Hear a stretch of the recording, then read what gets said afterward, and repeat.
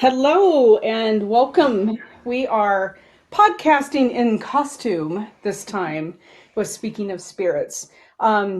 We are going to talk today about Salem witches. We did a little bit blurb on it last time and some historic witches. Yeah, and so with me I have Celeste and Kate and Susie.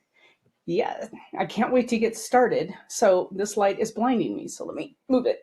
Sorry. Is this lid? There. Are we not? Kind of Yeah. in All right. Cool. So, and it's so cool. And I haven't had a chance to read it yet, but I just got the book Killing the Witches, which is in. If you've never read any of the Killing series, it's there are books that Bill O'Reilly does. They're really well researched. They're all historical, not political. And he did this book he just released it and I just got it yesterday on Killing the Witches. And it's all about Salem witch trials. So can't wait to read it because his research is pretty impeccable. But um, I don't know if you wanted to start about like the history of witches, or what are you thinking? Well, one of the things I would like to share is some of the history of the number of witches that have been killed. Of course, it isn't documented because a lot of people didn't want it documented, but the Crusades and the all of the religious stuff. There's actually still witches being killed in South Africa, and different things like that. So it is estimated over millions have been slaughtered. Yeah.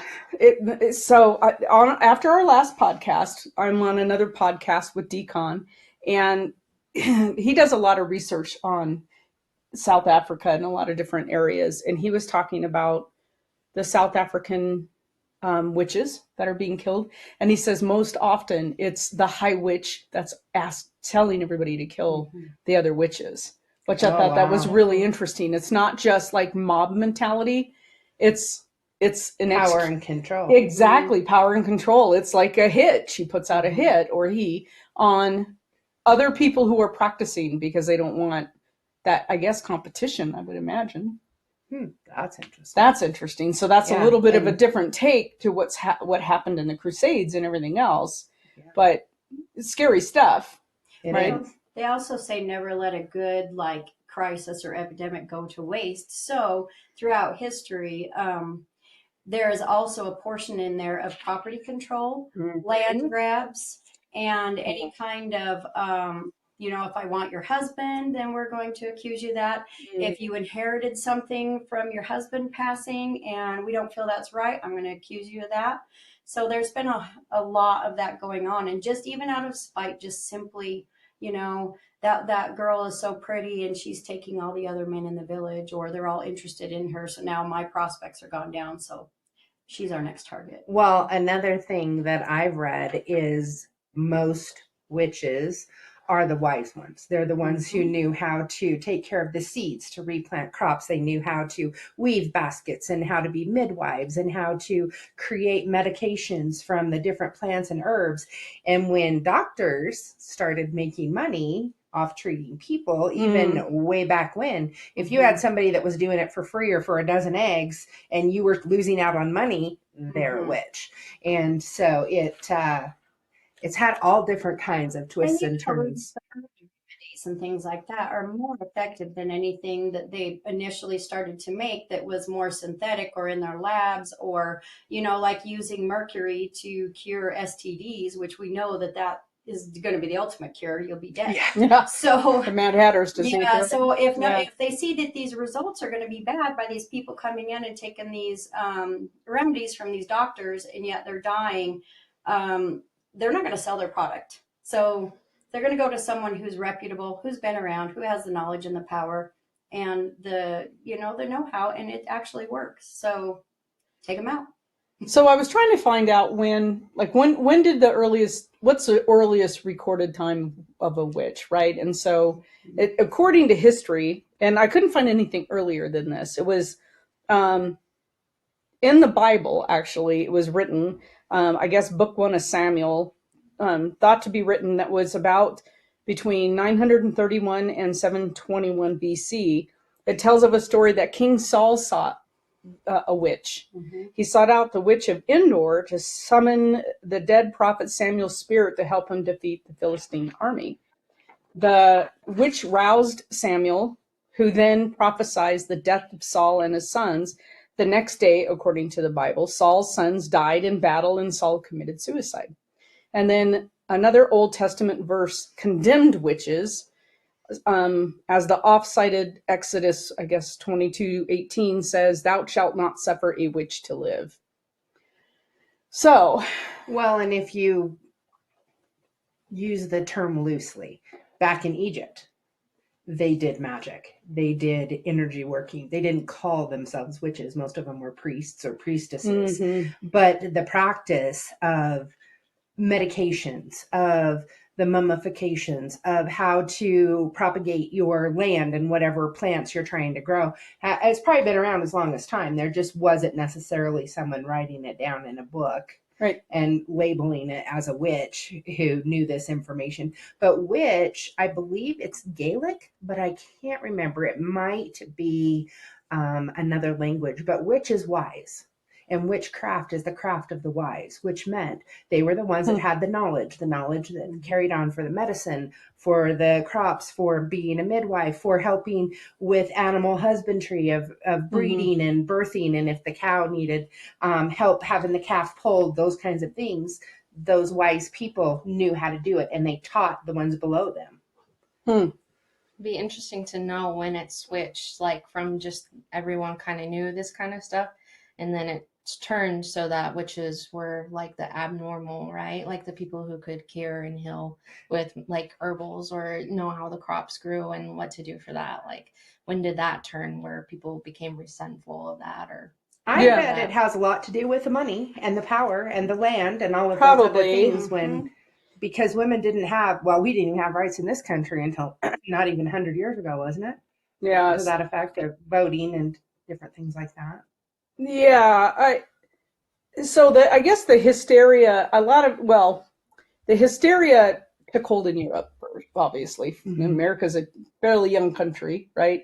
In the 1400s, when many accused witches confessed, but they were being tortured, right? I mean, it wasn't like a confession of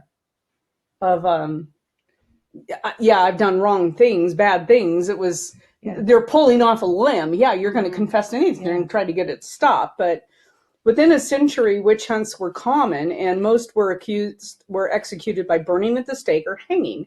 And most of them were single women.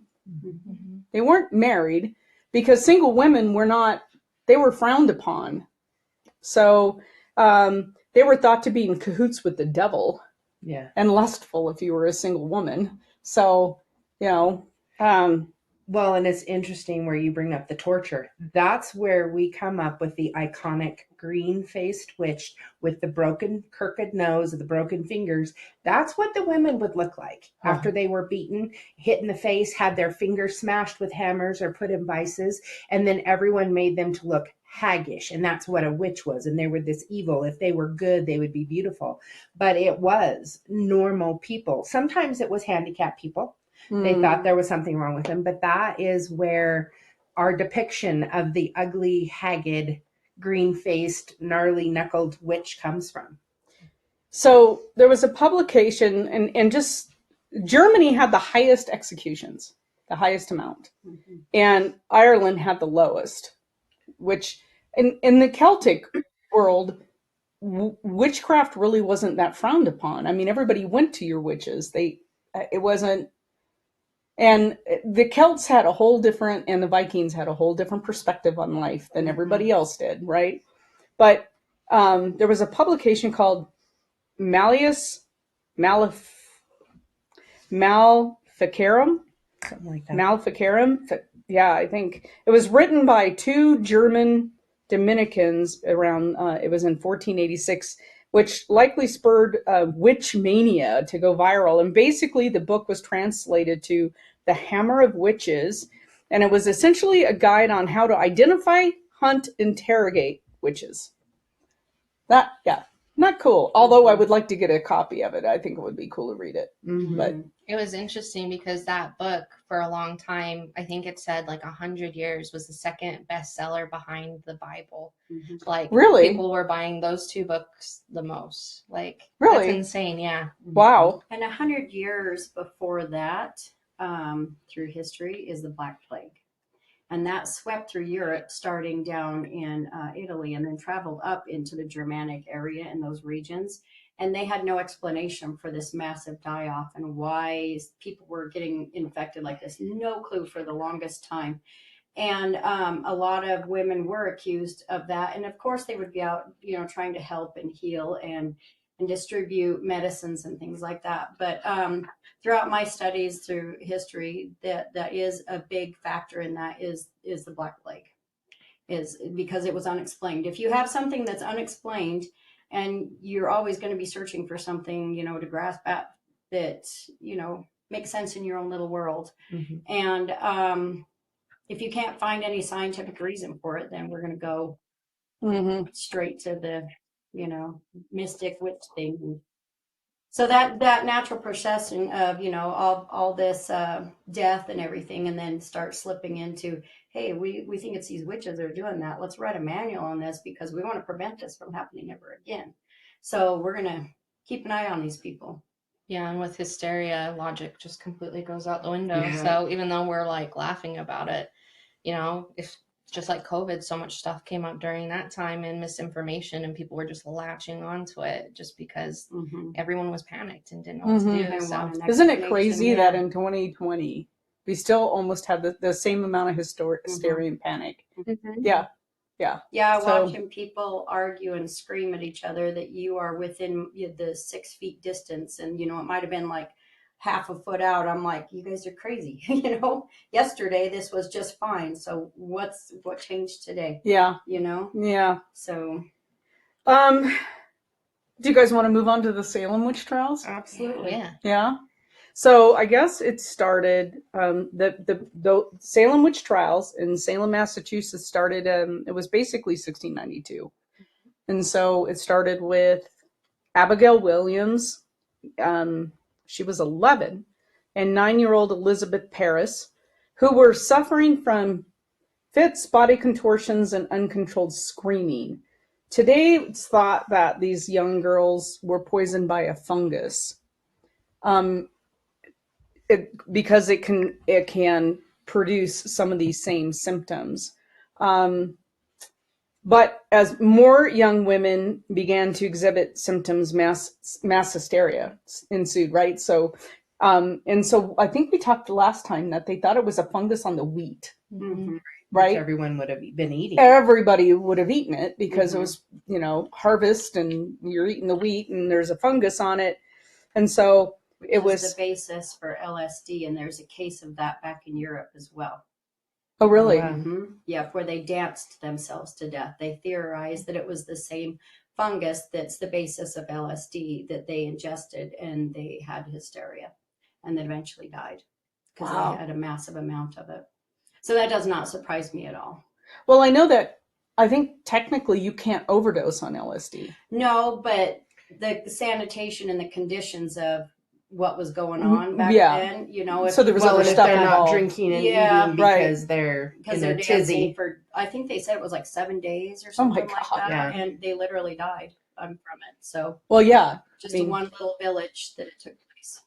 Wow, I've They're never still- read that. Yeah, they're still studying it. It's really interesting. But yeah, they've theorized that it's been due to the fungus. I can't remember the name of it either, but it is the basis when they finally refined it into LSD. But it's the basis for it. I have got to read on that. That's Mhm. fascinating. So on June 10th, Bridget Bishop became the first accused witch to be put to death during the Salem witch trials. She was hanged at the Salem gallows. And if you've been to Salem, it's one of my favorite places in the whole world, but it's really interesting to be there. And the Salem itself is really small. A lot of people think, it's going to be a really huge place, but it's not. But you can definitely, there's a feel. There's a feel there. It's great. Based on perspective, it's great now. Then it wasn't so great. So about 150 people were accused and 18 were put to death. There were 6 men convicted and executed as well. It wasn't just women. So, and then it says, so that was Salem. But in Connecticut, there was Elise Young, who was the first person in America executed for witchcraft. So this was in 1697, and Salem was 1647. Oh, Salem was 1640. 1692. Okay, 1692. 1647, Elise was actually the first person in America executed. So in Connecticut before, that's interesting. She was executed before the first witch trial took place. So 46 people were accused of witchcraft in Connecticut, and 11 were put to death for that crime.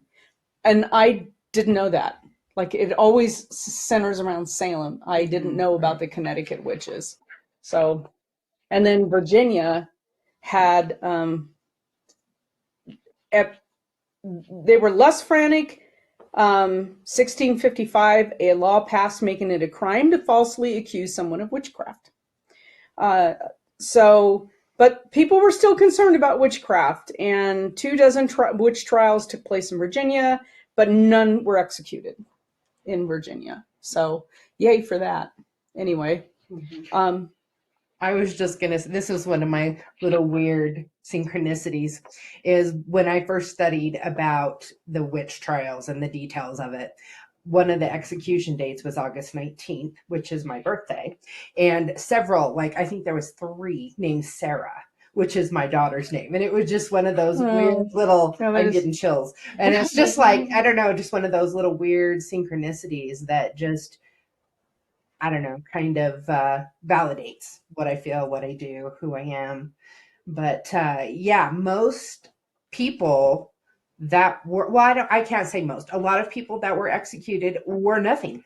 They did nothing. They either had property that somebody wanted, they turned down a wealthy, powerful man for whatever he wanted, so on and so forth. Yeah. So one of the Virginia witches, her name was, and I don't know if you've read this, Grace Sherwood. Her neighbors alleged that she killed their pigs and hexed their cotton. Yeah, pigs are a big deal when it comes to witches, right? There's like, and so she was brought to trial in 1706. The court decided to use a controversial water test to determine her guilt or innocence. Okay, so her arms and legs were bound and she was thrown into a body of water. It was thought if she sank, she was innocent. If she floated, she was guilty. She didn't sink and she was convicted of being a witch. But thankfully she wasn't killed, but she was put in prison for 8 years. It's just ridiculous. Some of these tests, like if you really are a witch, you can get out of these chains. We've just strapped you to a piece of wood and set you on fire. Like those dunk chairs too, where they would dunk them into the water. Oh yeah. They look almost like a catapult kind of a system, and they would, or putting all the stones on them. Just like when Monty Python made it. Oh yeah. How much would a witch weigh? If a witch weighed as much as a duck. Yeah. I don't know.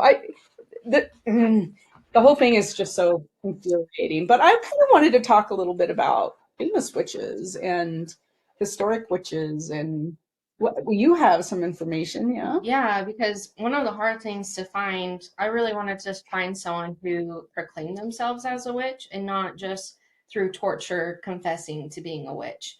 You know what I mean? Because I feel like most of those people, like you said, weren't actually witches. They were just in the line of fire. But I did find one in Scotland. Her name was Agnes Sampson, and this was in 1591. So it was interesting. In Europe, their witch trials were kind of happening just a little bit before it happened over in America. But Agnes she was a midwife. She was an incredible healer. But also what's ironic is that people would come to her for illnesses that they thought were cast on them by witches. So like her whole thing was to try and help them get over these illnesses and like protect them from witchcraft. A big note, she was a widow, of course, with 7 children. So that's one of the reasons why she was targeted. So that almost starts to sound like they were starting to differentiate between a good witch and a bad witch Yeah. at that time. Yeah.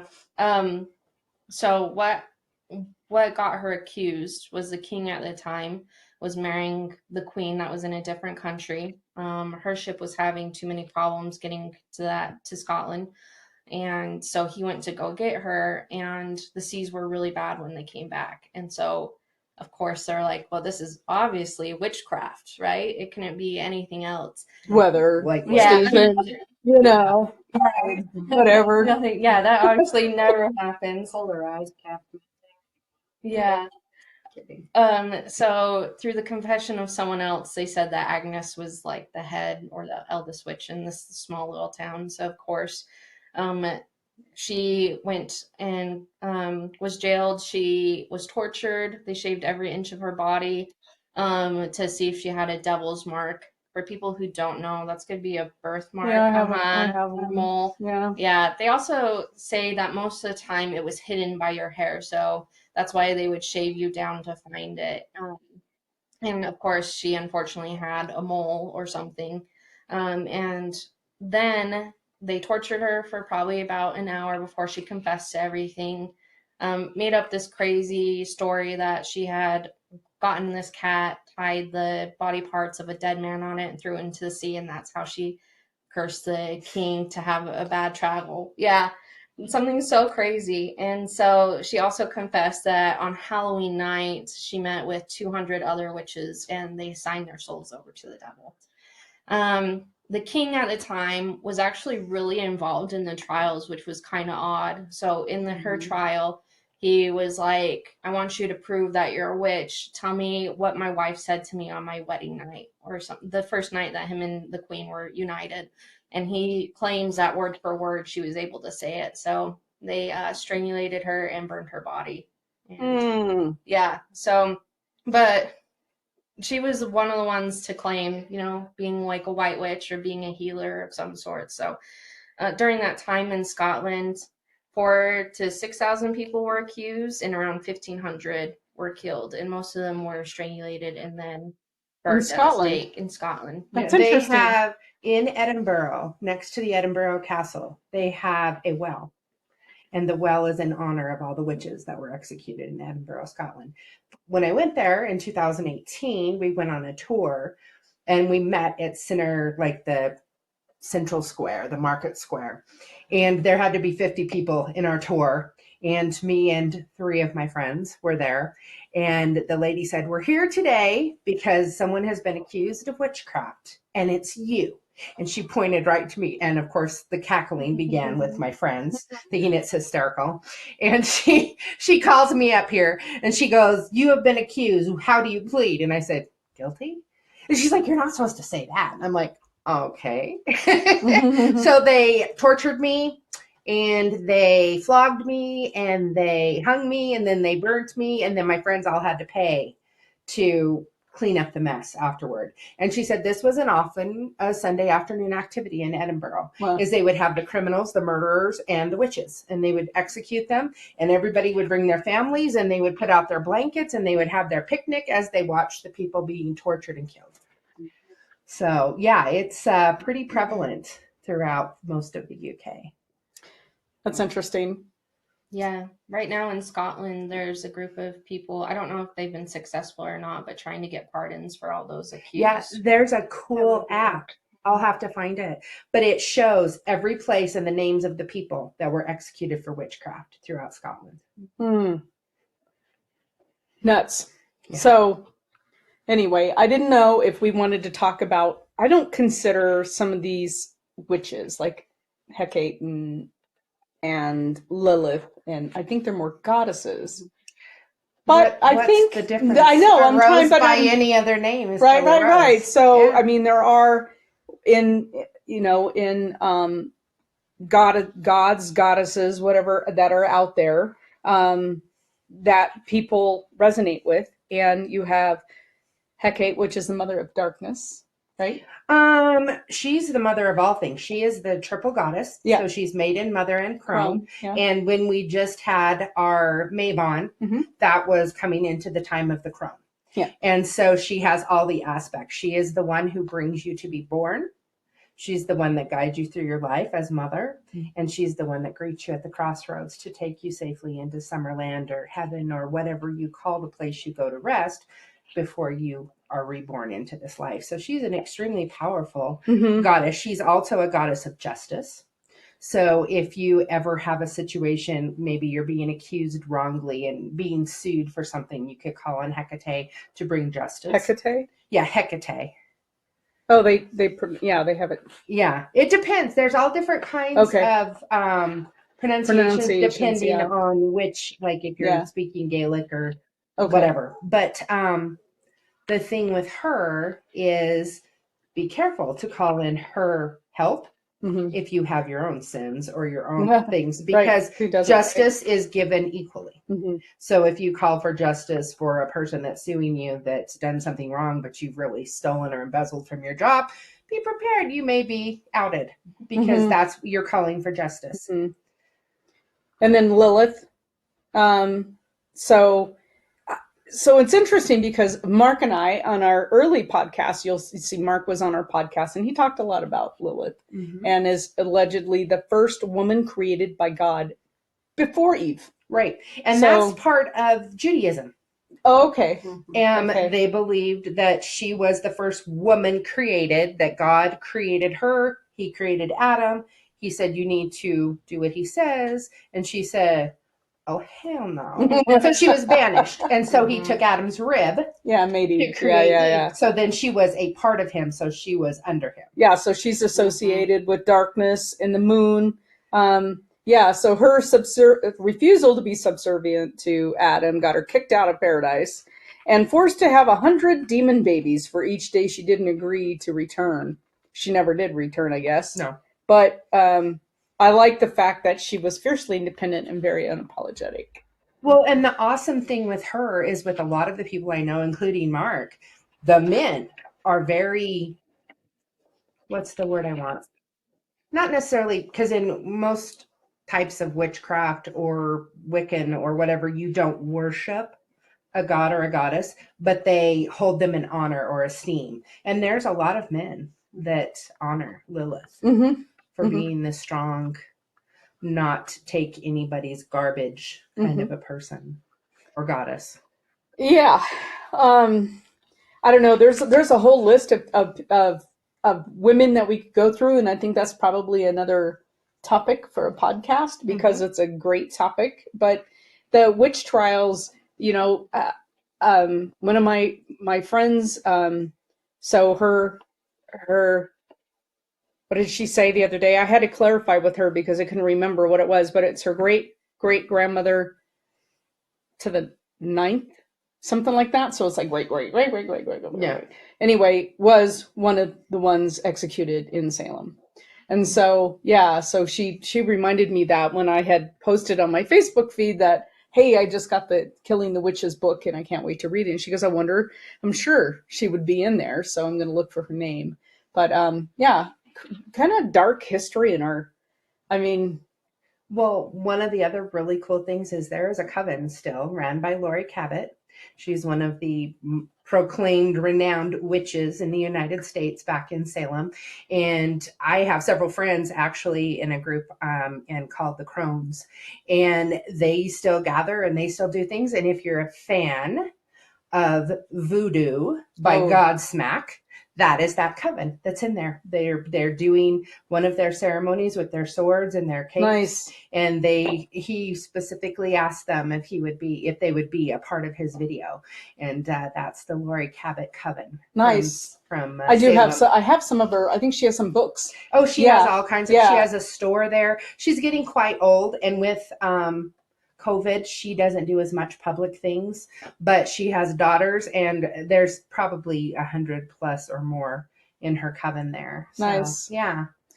Well, I don't think. Do you have anything else, Kate? No. I don't think that witches are anything to be feared. Certainly, there is dark and there's light to everything, and I think it's just on, how you practice. But you can tell that we're all very in tune with it all, and we love it. Anyway, I think that was it for this topic. All right. Whenever two or more women join together, great things happen. Yeah. Mhm. Slouch it.